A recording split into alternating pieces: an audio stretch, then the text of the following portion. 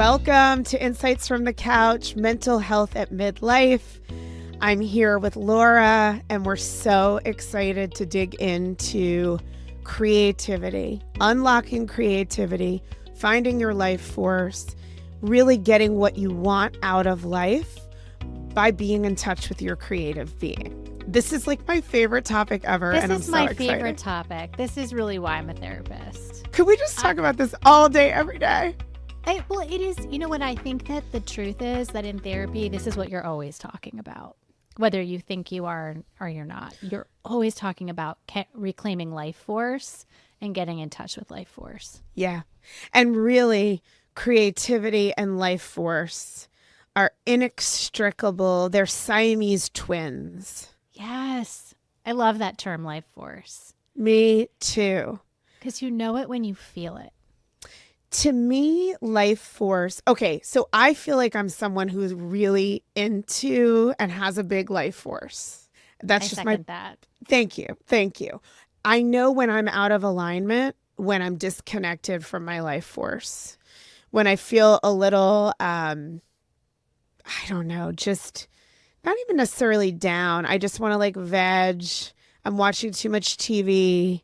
I'm not writing. I'm always reading, so that doesn't count. But maybe I'm only reading kind of garbage.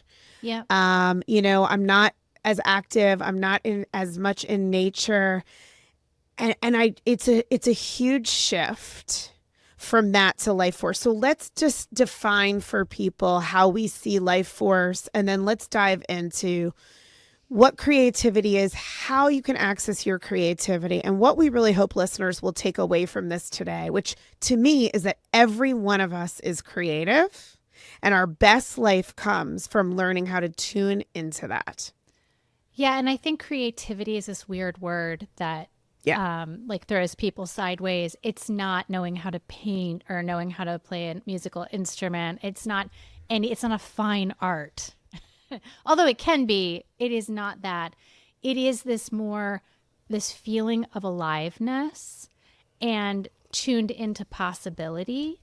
It's the ability to access sort of flexible, creative decision making and leverage imagination for future acts, to be more alive in the present. Yeah. It's like you said, you know it when you're in it. And for me, it's synonymous with engagement.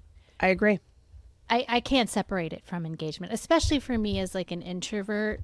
My version of a dampening life force, like you were describing, is that tendency to want to go inward, and going inward isn't always a bad thing for me, but it can end up in a bad place. You can get locked in there, maybe. Yeah, totally. If I want to retreat from people, like call an ambulance. Yeah. Something's really, really fucking wrong at that point. Okay.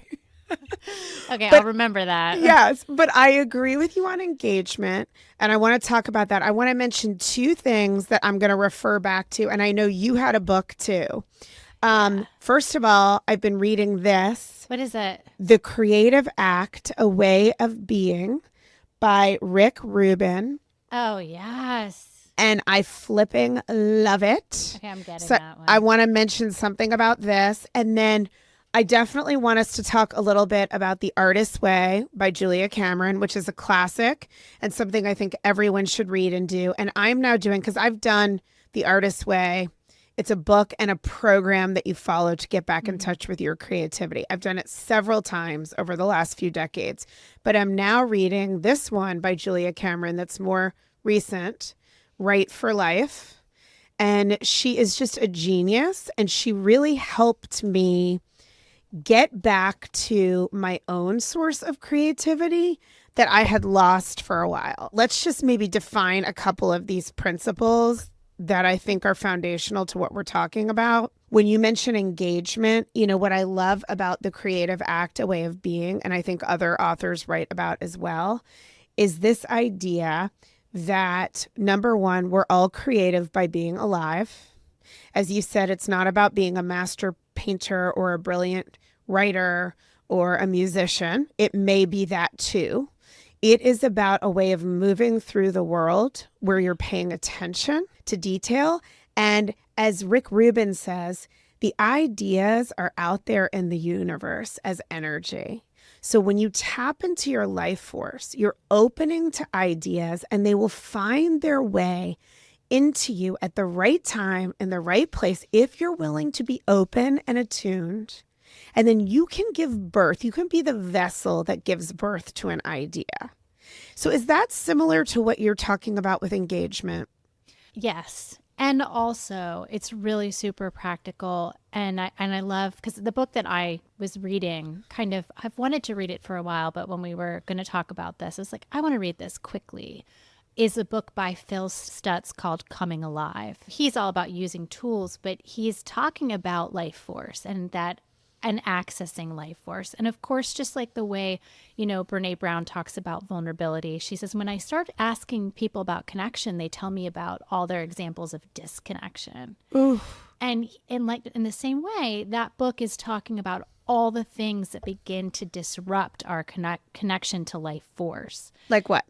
Like stepping out of life. One of the things that he says, and I so relate to this, and I think everybody listening will, is that when we begin to indulge our very low level inclinations, like to scroll social media or Doom to scroll. online shop or to eat, just any impulse that drags you into wicking away stress, that it's bringing you into low frequency.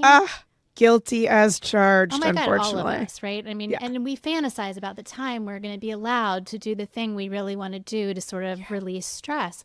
But he says, in not facing deprivation, in constantly wicking that feeling away, we never get to face deprivation and then go to the higher level.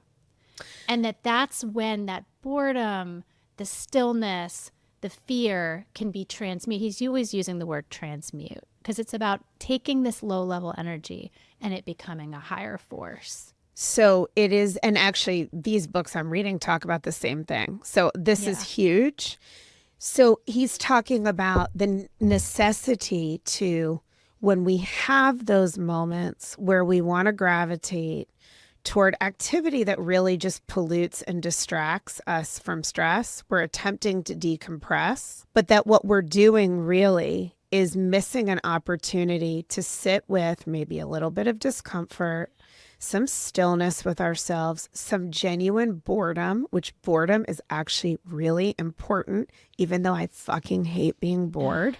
So do it's I. really important because in those moments, that's when something comes alive within you and you connect to something and an idea pops up.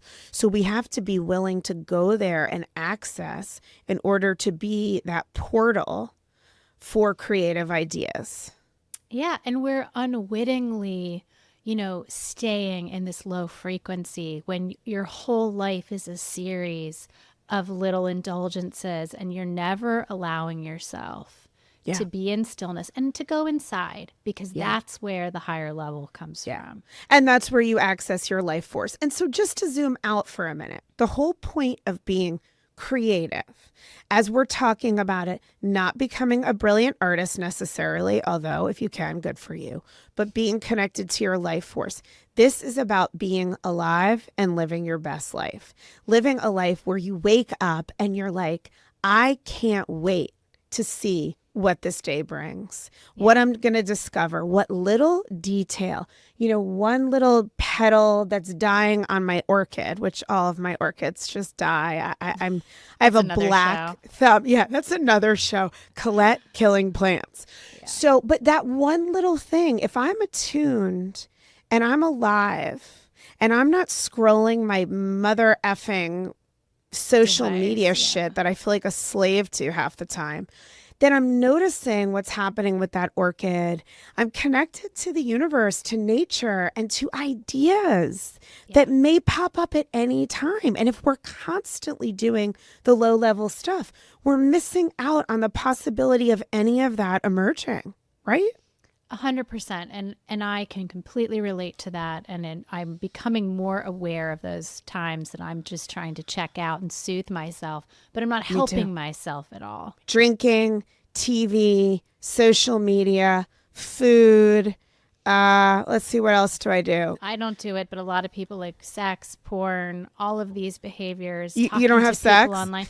I have, yeah, haha.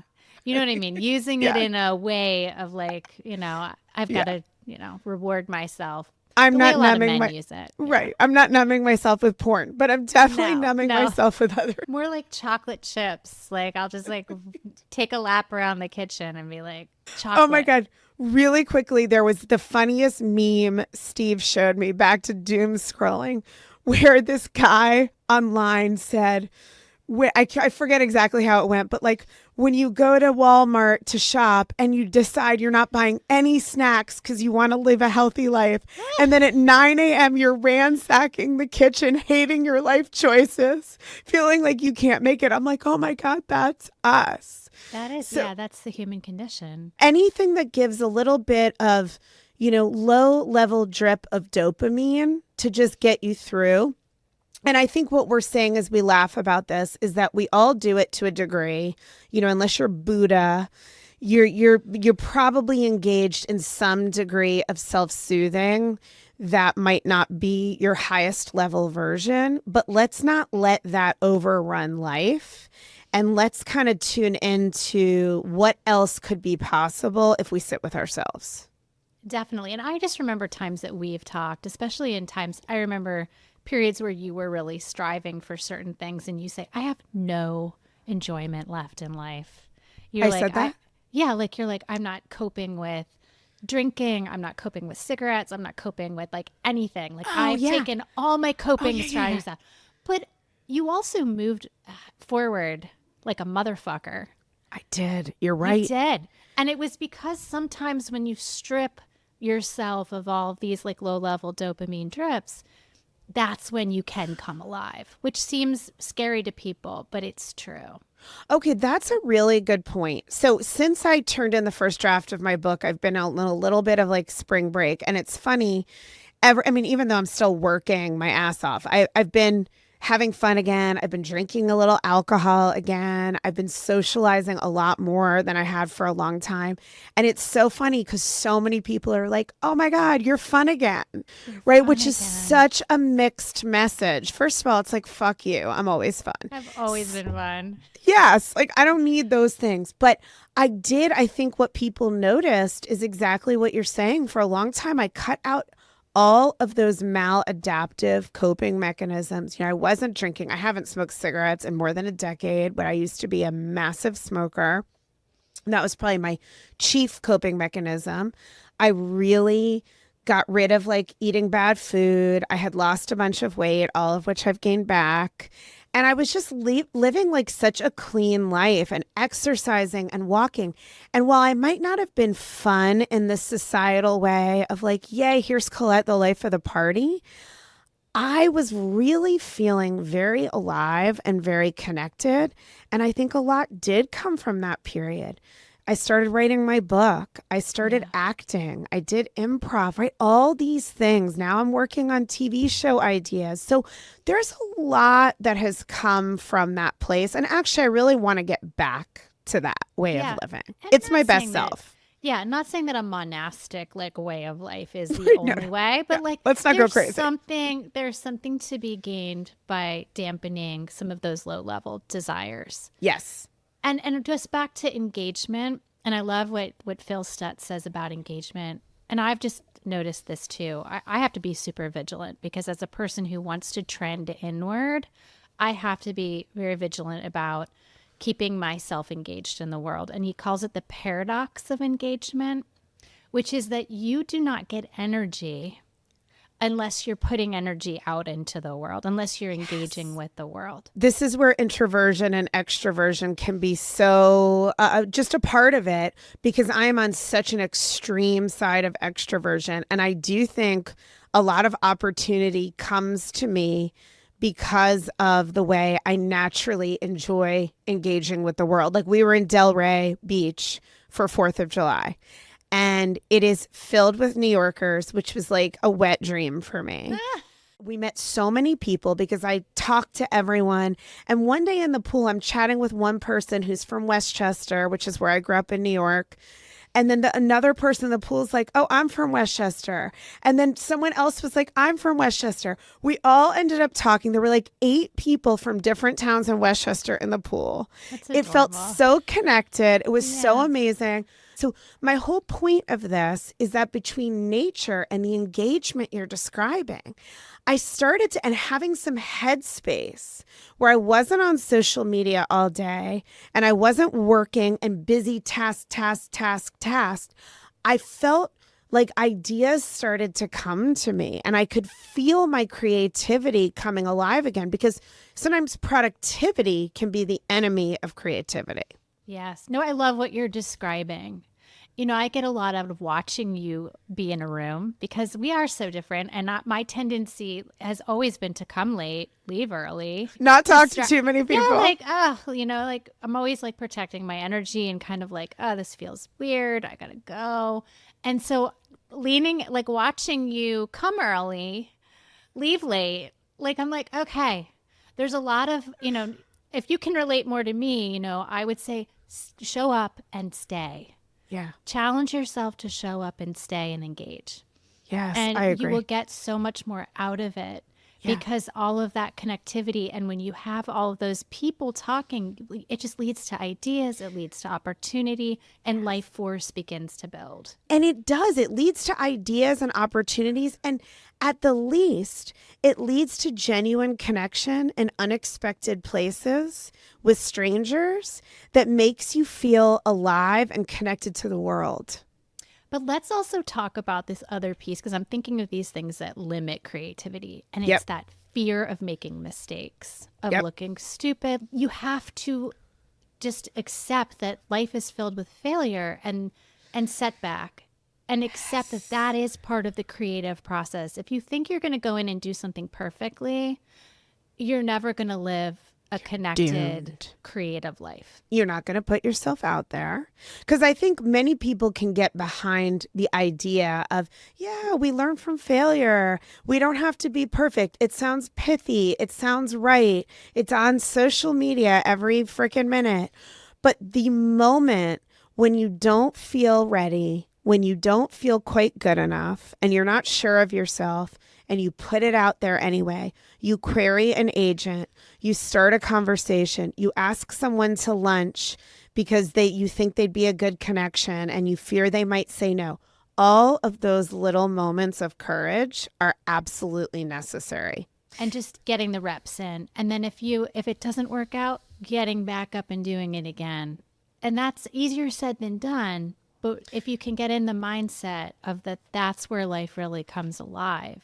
Absolutely. And I think let's talk about like some tactical things that you can do, because we're talking about building a habit of living in an open state, right? Being open to the energy of the universe, the energy of other people, redefining creativity as life force, as being your most alive, connected self. And I love this quote from Rick Rubin's book, The Creative Act, A Way of Being, where he says, it's just like a nice way of putting it, right? It's in the small rituals where we're taking a walk in nature, we're being still with ourselves with no distractions.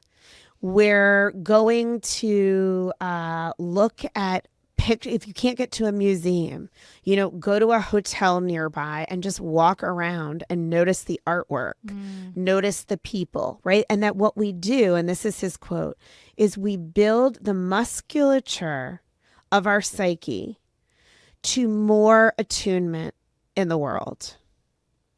And we have to train that. That has to become a habit.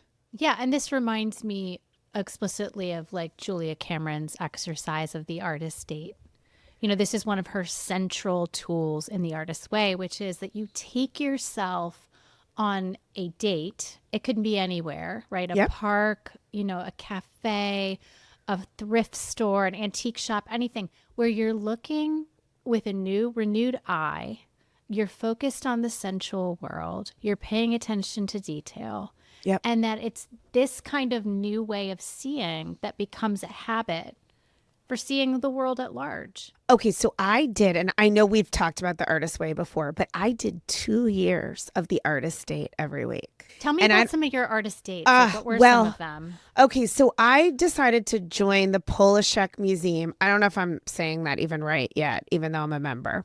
It's right down the street. Yeah. He's this brilliant artist who was a prolific sculptor.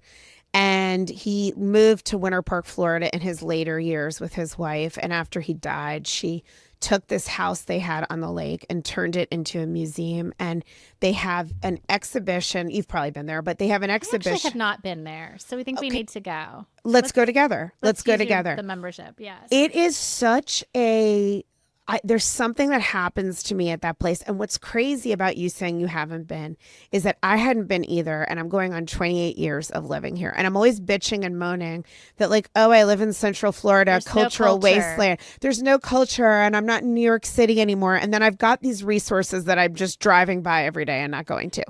So I discovered it. It's down the road. They have his sculptures are winding through the outdoor garden on the lake.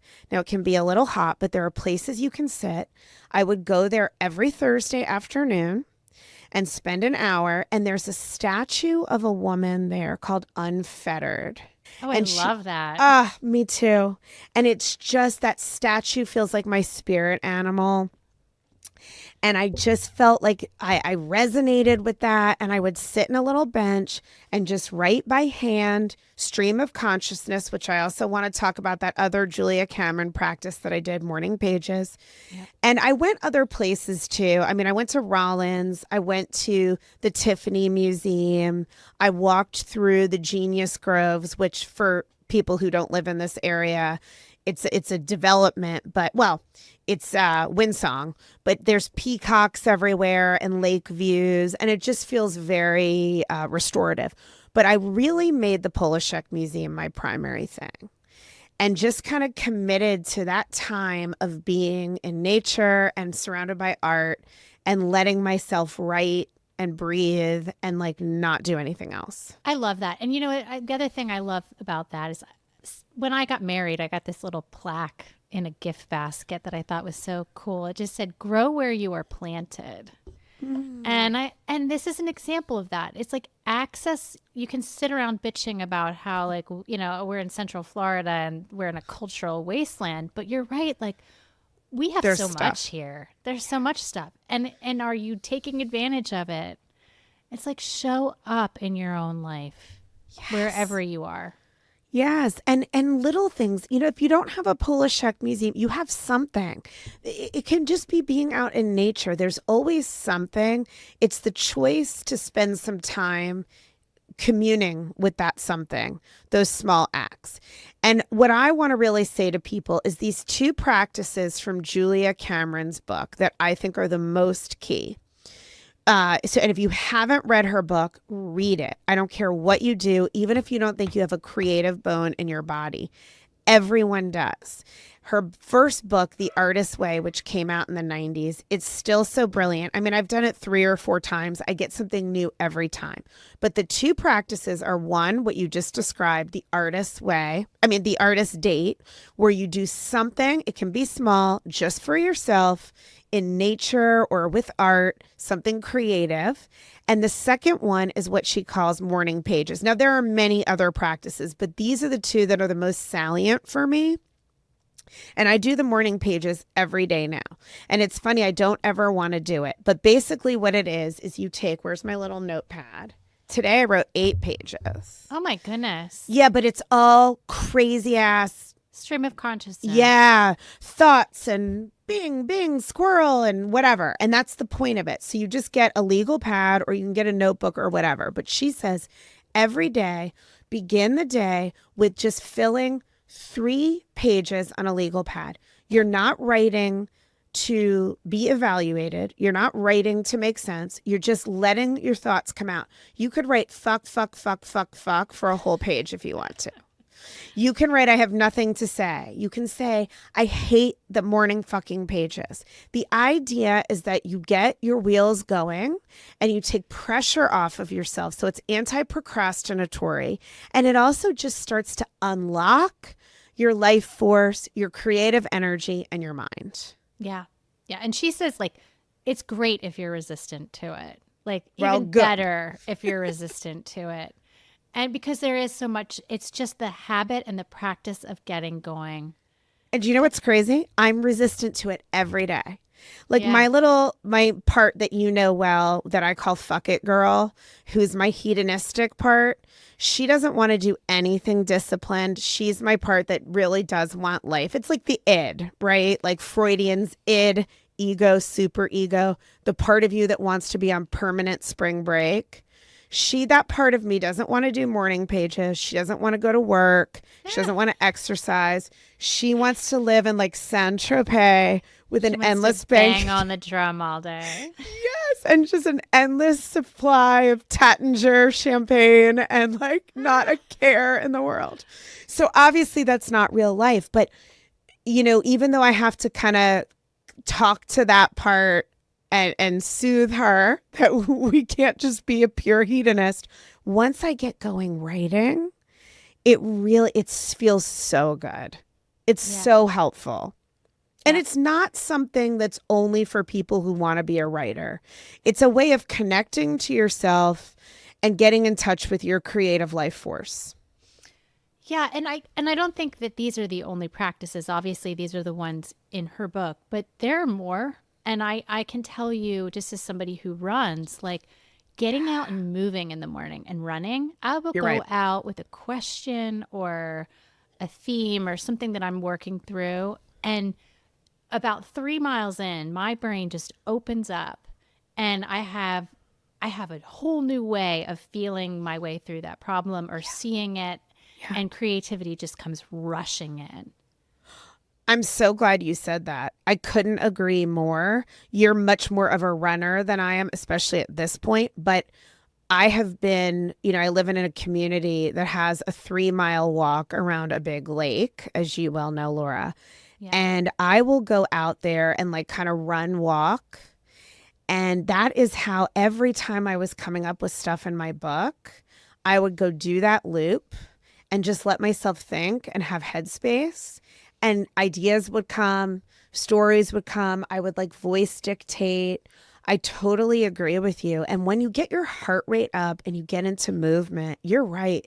Your mind, your body, you're open. That vessel is porous. And these are practices. Like the more you do them, the more you become convinced by their power and the more you employ them in your life. And again, it's that paradox of engagement. You got to prime the pump. You got to get out there and engage with people, engage with life, engage with practices that help you come alive. And that piece, you have that hedonistic piece, but a lot of people, in Phil Stutz's book, he calls it that part X, which is always sort of pushing against you in some way. It's trying to dampen you. It's trying to like convince you don't need to. It's trying to slow you down. And we all have that. And it's the endless work of beating that back to live the life worth living. That's it. That's it. This is about, and this whole episode is about living the life worth living, not being on your deathbed and saying, wow, I got so much out of all those hours of scrolling. I'm so glad I spent my life that way, right? Like, yeah, oh God, f off. That is so depressing. So being connected to your life force is the way you live your best life. And I think we're suggesting to people, you don't have to do all of these practices. Find what works for you. Maybe it's an artist date where you commit to a walk a week in a new neighborhood, or, you know, you go to a museum once a week by yourself. Maybe it's exercising regularly without music, without distraction, just really letting yourself be in the experience. Maybe you get up and you start writing every day, stream of consciousness to unlock creativity. Get out there and engage with people, whether you're an introvert or an extrovert, because you're going to talk to somebody who's going to spark an idea. You're going to connect with somebody, and that's going to bring an ember alive inside of you, even when you least expect it. And you never know what ideas you come up with, whether you're an entrepreneur who ends up on Shark Tank, or you start painting and you think you suck and suddenly you find out you love it and maybe you're better than you thought you were. I mean, I had a stage of life. I don't know how I got to this point exactly. I said some of this to you where I just was so disconnected from all of this and in such a productivity grind that I thought, I can't believe I ever thought I was creative. I'm not creative at all. Oh my gosh. And then I said to you, do you remember I said, actually, I'm not a good writer? And like my whole life, that was like a lie. I don't know why people have said I'm a good writer. My parents keep saying you should write. I'm not a good writer. Like there's no point. You don't remember that? Did I let that fly? You just validated me where you were like, really? Like, I mean, I don't remember what restaurant we were in. I was like, yeah. What phase of life was this? Well, it was maybe 4 or 5 years ago when I was really grinding it out in my practice. And my dad kept saying, when are you going to write your book? And my mom would say, why aren't you writing anymore? Interesting. And I was like, guys, back off. I'm not even a good writer. Like that was just like a crazy phase that had no legs. Did it feel like wrapped up in like frivolity? No, like it was like you were indulging something that wasn't real. No, it felt like I wasn't good enough. Okay. And I deluded myself into thinking I could be something that I couldn't be. And that I had foolishly pursued that when I had no real talent.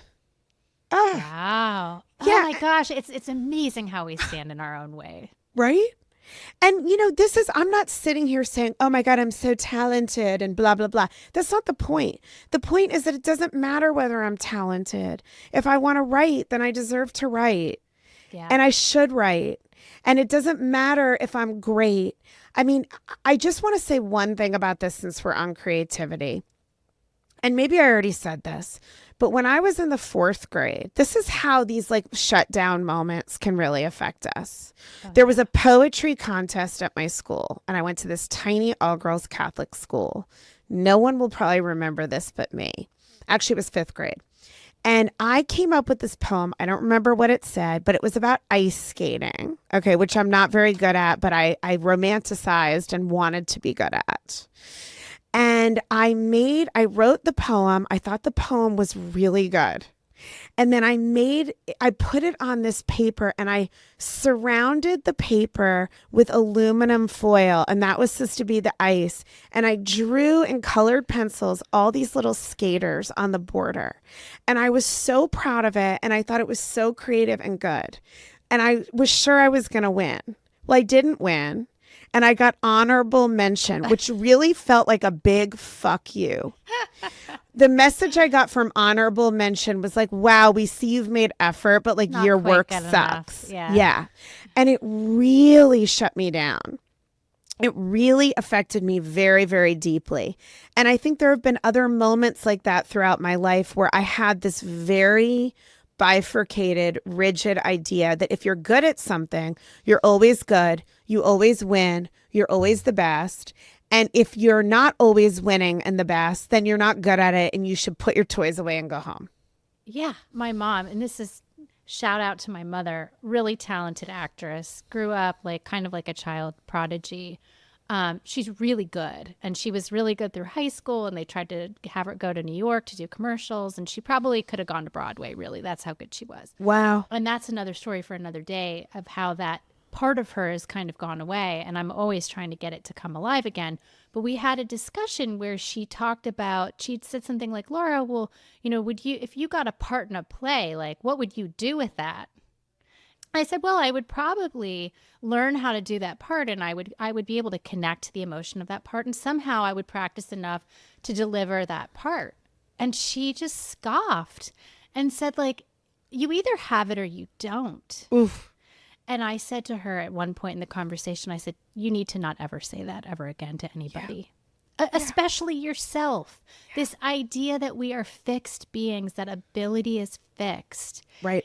Destroys more people. It doesn't get people out of the starting gate. You have no idea what you're capable of. And that's why what we're talking about, connecting to life force and creativity, is so essential. You just have no idea.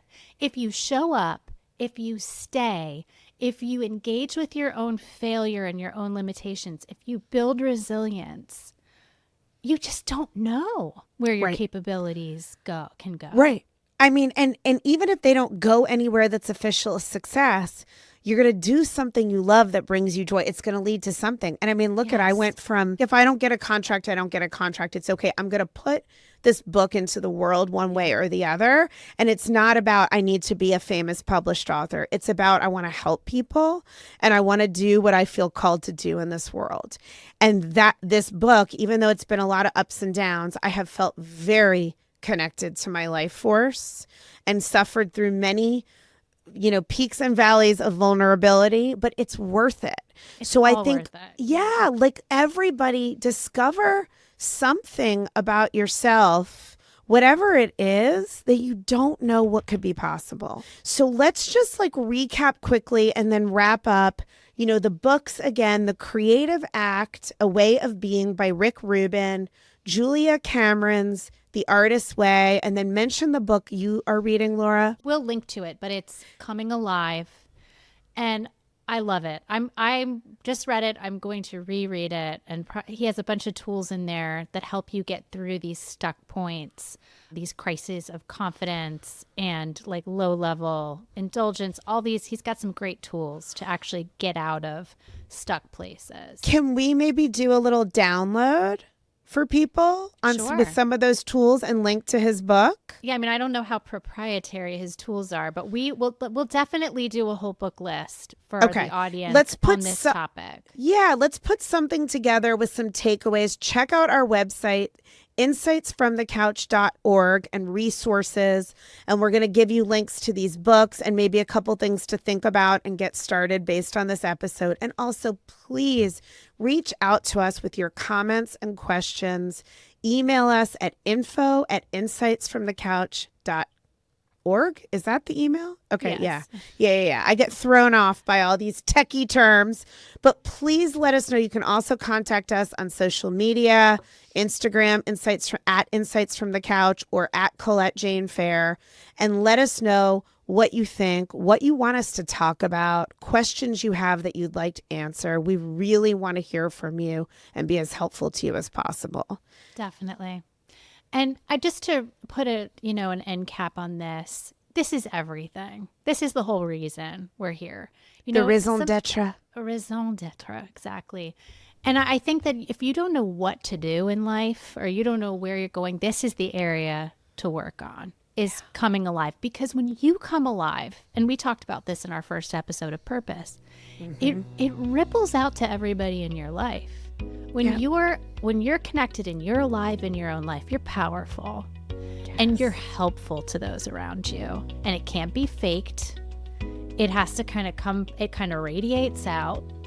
Yeah. And if you want to change relationships, you want to change where you are in your career, it starts with you being connected to life force. Yes. Your power, your possibility. I love it. I feel inspired just from the conversation we're having. I think it's really good. Yay. All right, so check out insightsfromthecouch.org for more on this topic, and we will see you next time. Thanks for tuning in.